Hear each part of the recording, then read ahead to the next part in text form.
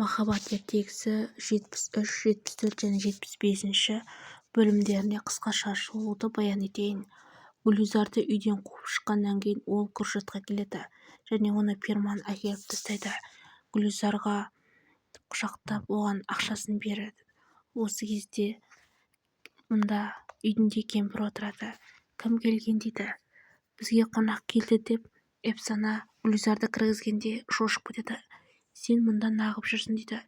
Мені үйдегілер қуып жіберді дейді. Осы кезде Гүлизардың қолындағы неке сақинасы, яғни ұсыныс жасаған кезде сақинасы кемпір көріп қалады. Бірден түсінеді. Куршат, яғни ұлы, Гүлизарға ұсыныс жасап, енді оның келіні кететініне есінен танып қалайды. Мапиша бар, есіңді жи деп жанында жүр. Махир мен Жанпиза енді не болмақ деп ноутбугына жұмыс жасап жатқан. Махир ол жерден бір видеоны көріп қалады, яғни жаңашылдағы видео өшірілмеген екен. Ол жерде Апет ханым Жанпизаны қалай итеріп жібергенін көріп қалады. Жанпиза әріден көрмей-ақ қой деп қанша жалынса да, бәрібір Махир біліп қалып қатты ашуланады. Ол мына жаққа келіп айқайлайды. Сендер не істеп жүрсіңдер? Мен бұл үйден көшемін дейді. Апет мырза жаймен айқайла, ата естіп қалмасын деп қатты қорқады. Барлығы таң қалады.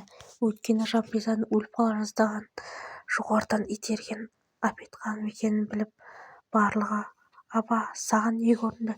Сен сондай арсыз ба едің, қан жермедің деп барлығы жағасынан алады. Тағы да өтірікшілап талып қалады.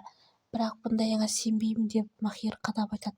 Енді мен бұл үйде тұрмаймын, әйелімді алып бөлек шығамын деп Махир қатты ашуланып, тіпті бөлек шығуға кетіп үй қарайтын болады.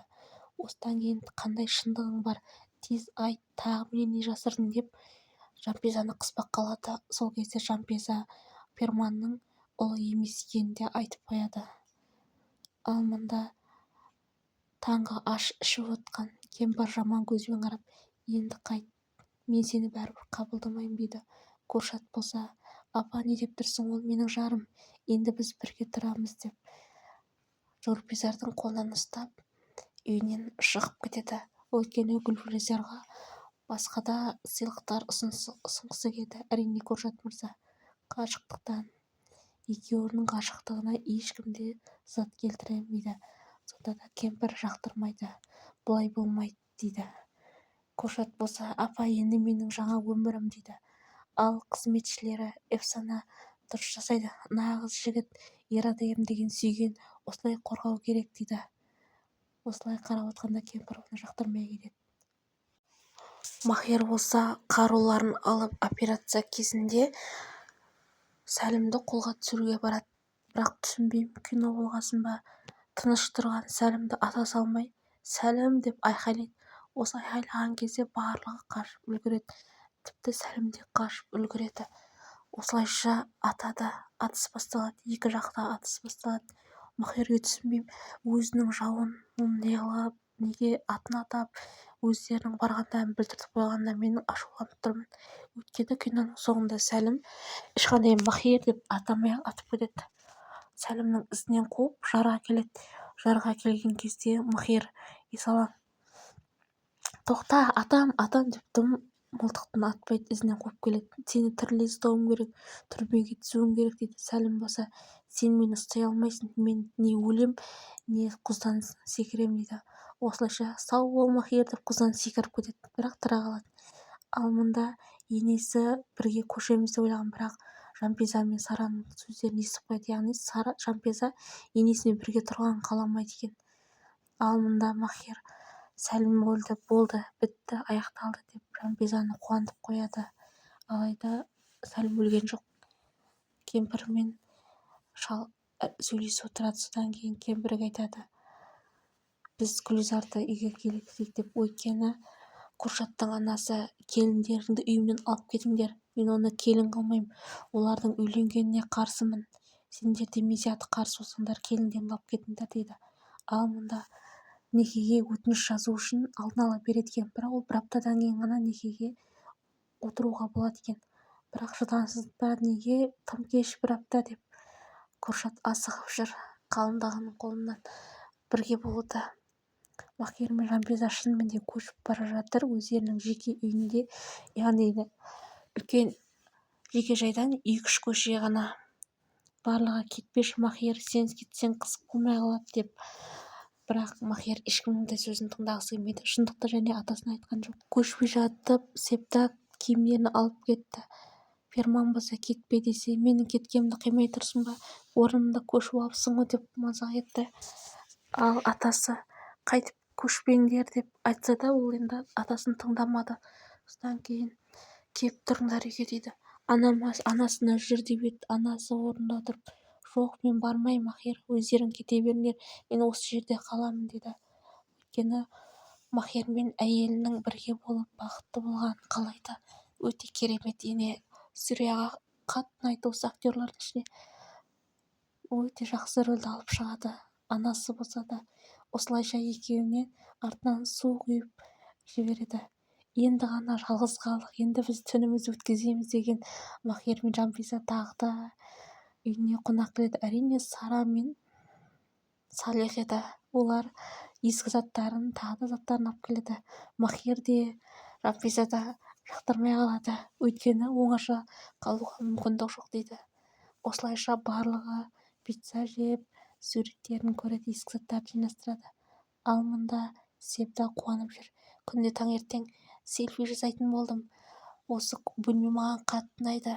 Осы бөлмеге көшіп келгеніміз қандай жақсы болды дейді. Екі дос бала кездегі суреттерін тауып алды. Яғни Сараның алғашқы махаббаты да бұл суреттің ішінде жүр екен. Содан кейін екеуі жүгіріп келіп, жігіттеріне, яғни күйеуіне айтады. Білесіңдер ме, біздің кішкентай кезіміз Сараның алғашқы махаббаты бар мына суретте дейді. Осы кезде Салих шошып кетеді, яғни қызғанып қалады. Жеп отқан тамағын қоя салады. Сосын Махир кәне деп көреді де күледі. Шынымен де мен сенің алғашқы махаббатыңды тауып беремін дейді. Сара болса тауып берші демейді. Енді 3 жарынан бастап ғашық болғам, сол жігітті таба алмай кеткенмін дейді. Содан Салих одан сайын ашуланып, кәне деп суретті қараған кезде өзінің бала кезі екен. Қуанып кеткен Салих Сараға сақина салады сол бойда. Ол кішкентай 14 жасында осындай шайханада жұмыс жасаған екен. Содан өзінің қалай берерін білмей жүрген жүзігін беріп кетеді. Сен менің алғашқы махаббатымсың деп. Осы жер өте күшті, керемет, ғашықтықтарын керемет еткізетін кино болды осы жерде. Ал мұнда ғашықтар сөйлесіп отыр. Ақ көйлек киесің тойға, мен сенің ақ көйлек кигеніңді қалаймын, алтын әшекейлерді алғаныңды қалаймын дейді Коржат. Ал бұлардың сөздерін естіп тұрған Эпсана күліп тұр. Өйткені өзі сондай нәрсені қалады, бірақ ондай басына бұйырмады енді. Шынымен де мен ақ көйлек киемін ғой, иә деп қайта-қайта сұрай береді. Таңертең ораза ұстайсың деп Ферманда амалсыз еріксіз оятып алған кемпір мен шал Гүлизарды үйге әкелуін талап етті. Өйткені сен білесің, сен оның сөзімен сөйлейсің дейді. Ферманды осылай оятып алды. Ал мұнда Жанпиза ұйықтап жатыр. Махир оянып кетті. Өйткені таңғы оразаға дайындаймын деген асты. Ал мұнда Сүрия жылап отыр. Балам тамақ дайындап берді ме екен, балам тамақ ішті ме екен. Бүгін оның алғашқы оразасы. Оразада бірінші рет бөлек жатырмыз деп. Ал түс көріп атқан Жанпиза өзінің анасымен қауышты. Анасы оны құшақтап, және оған кімді жақсы көрсең, сонымен сыналасың деп айтып кетті. Ол ескертуді естігеннен кейін Жанпиза қорқып кетіп ұйқысынан оянды. Махир деп іздеп еді, Махир таппады. Бірақ Махир мұнда таңғы ас дайындап, керемет дастархан дайындап қойған екен. Жанпиза оянып, сен шынымен де осы жерде жүрдің ба? Мен сен үшін уайымдадым дейді. Қарап отырсаң, ұйқыдан тұра сала, бет қолын жумай сала, тамаққа отыра салды. Қызық, иә? Күтте кино ғой, мәдениет сақтамай ма екен деп қоямын. Содан кейін Махир екеуі жұмысқа кетеді. Жанпиза әкесіне келіп сөйлесіп жатыр. Бұл некеден бас тарт.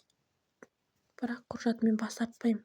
Сенің анаңнан кейінгі ғашық, екінші ғашық адам ол Гүлизар. Мен онымен бақытты боламын дейді. Одан кейін Жанпиза ештеңе дей алмайды. әжесі болса әкеңнің күнәсі үшін бөлек шығып жатсың ба деп қайта-қайта сұрайды, бірақ Жанпиза ол нәрседе емес екенін айтады. Ал мұнда атасы мен кемпір сөйлесіп отырады. Махерге кешке кел, біз Рамазан айының 1-ші күні дастарханда бірге отырайық дейді. Содан кейін Эфсана намазға жығылатын болады. Сол үшін кемпірден біраз кеңес сұрап жатыр. Раката деген не, тағы бірдеңелер не дейді, Фатиха сүресі деген не деген, осылай сияқтылар. Осы кезде есік қағылады, әрине Перман келіп тұр. Үйде ешқандай қызметші болмағаннан кейін Эфсана ашып, екеуі бір-бірін көреді. Содан кейін басы айналып Перман құлап кетеді, өйткені оразада бірінші рет ораза ұстаған екен. Әтір сеуіп Перманның есін әзер жинап алған кезде Перман оны құшақтап, ғашығым, Әбиткүлім менің өлмеді ғой, сен маған өтірік айттың ғой, деп. Осылайша екеуі қайтадан қауышты. Ал мұнда махаббаттан қызықтап тұрған кемпір, мыналар нағыз арсыз екен ғой, әдепсіз, үлкен адам бар деп сыйламайды, бұлар істеп отқанын қара, деп ашуланып сөйлейді. Осылайша төртеуі қаннен-қаперсіз құшақтасып отқан кезде Зебда ізінен келеді. Жәдігер қалды деген кім? Аш есікті, кім ол? Айқайлайды. Бірақ Жәдігер қалды кім екенін білмейді. Осы жерден аяқсыз қалды. Келесі бөлімде Жәдігер қалдының кім екені айтылады. Алайда Жәдігер қалды ол Эфсана еді. Перман не істеймін, енді не істеймін деп айқайлайды. Бар ашуына мініп келген Зебда бар шындықты енді білетін болады. Ал мұнда Махер мен Жанпиза атасының үйіне баруға дайындалып жатыр, яғни Рамазанның алғашқы айын оразасын ауызашарға бара жатыр. Енді балалар келе жатыр. Дастарханның бәрі түгел деген кезде атасы еске алады. Бұрын осындай ауызашардың 1-ші күнінде Мехмет ұлынан айырылған.